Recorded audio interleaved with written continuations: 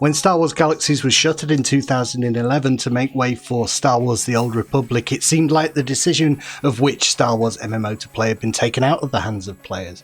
But in 2020, with the rise of Star Wars Galaxies emulation, the decision of which game to play is relevant again for Star Wars fans. In this video, I'm going to talk about the major differences between these two classic Star Wars MMOs in the hopes of helping you to make an informed decision about which one you might like to play. Quick caveat, you can play both of them. In fact, I would suggest that you do play both of them.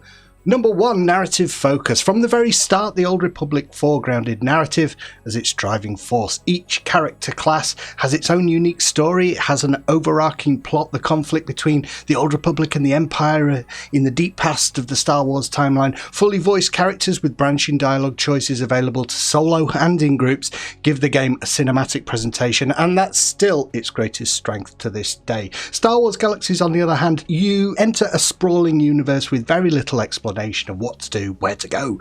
Quest content was added later that offers some direction to new players, but the design approach just is completely different. Create a world, give the players systems to explore, but leave the decision of where to go, exactly what to do, up to them. Star Wars Galaxies and Tor typify the differences between theme park and sandbox MMOs. Which you choose depends on the type of player you are. Do you prefer purpose and clearly defined goals, or do you prefer to be left on your own to come up with your own narrative thrust through the game?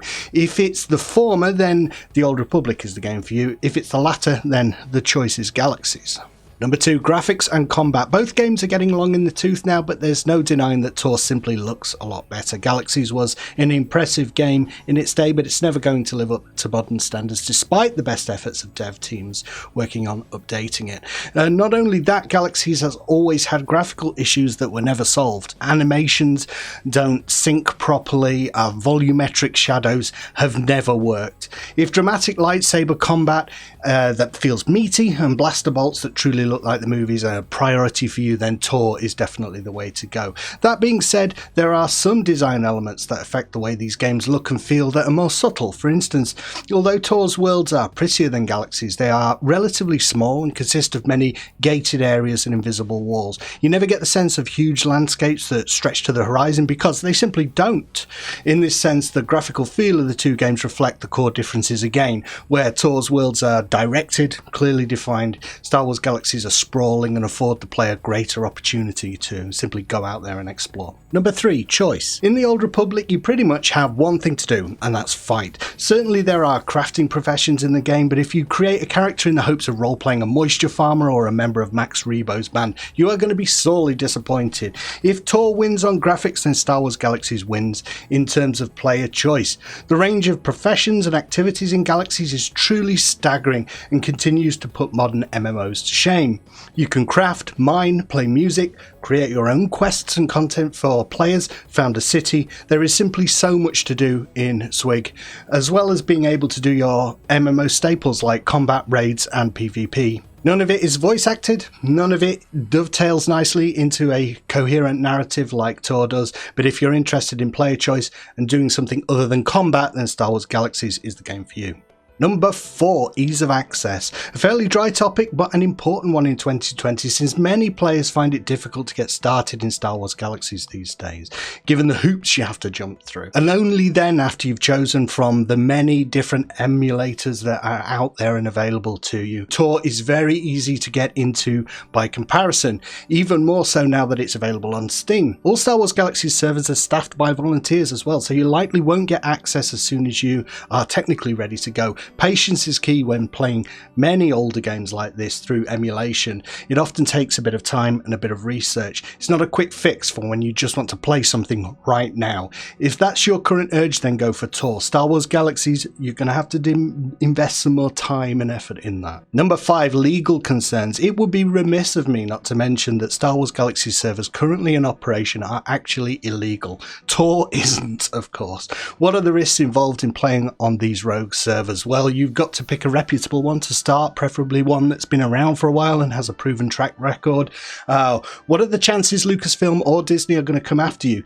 Honestly, slim to none. If they go after anyone, it will be the people running the servers, not the players. But consider this for a moment. Are you ready to invest time and effort into something that could receive a takedown notice at any time from the company that holds the copyright? Imagine all the time you've invested in a character, then one day, poof, it's gone. I actually wrote in my script that you don't have to worry about that with Star Wars The Old Republic, but of course you do. You have to worry about that with all MMOs, which casts this particular point in a slightly different light for me. I thought, well, there's not that much difference. There's a risk with Star Wars Galaxies, but there's a risk of the operating company closing any MMO.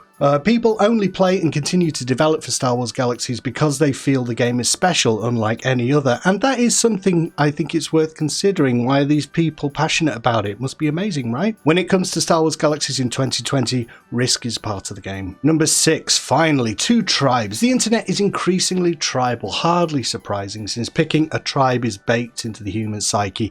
We need to belong, but when we pick a side, the unfortunate consequence is often that we denigrate the other side. I'm as guilty of this as anyone. One of my earliest videos regarding Star Wars Galaxies poured scorn on the Old Republic for what I viewed as its failings. I've since come to realize that because a game is different or not what you expected at the time doesn't mean it's bad. A lot of people's heightened emotions when it comes to these 2 MMOs in particular is tied to the way one was closed by the operating company to make way for the other. But in 2020, the fact is both games are now available through different routes, and the decision of what to play is now up to the players once again, and that's a good situation to be in. Both Galaxies and Tor are excellent games, completely different. They cater to completely different demographics of gamers, but both attempt to fulfill the fantasy of living in the Star Wars universe, and they should both be given props for that, whatever you're feeling. Whichever game you decide to play, I hope it meets your expectations and you go on to live a fascinating life in a galaxy far, far away. If you enjoyed this video, please do like and consider subscribing. Hopefully some of my other content might appeal to you, and I will see you in the next video. Bye for now.